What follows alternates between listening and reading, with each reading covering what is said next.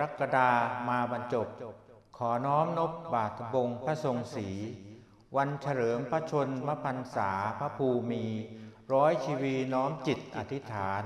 พระบารมีปกเกล้าประชาราษฎร์ทรงประกาศกอบเกื้อร่วมประสานปวงชาวไทยมีสุขพ้นภัยพาน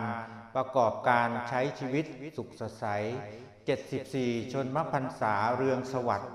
อัญเชิญพระไตรรัตน์เป็นหลักชัย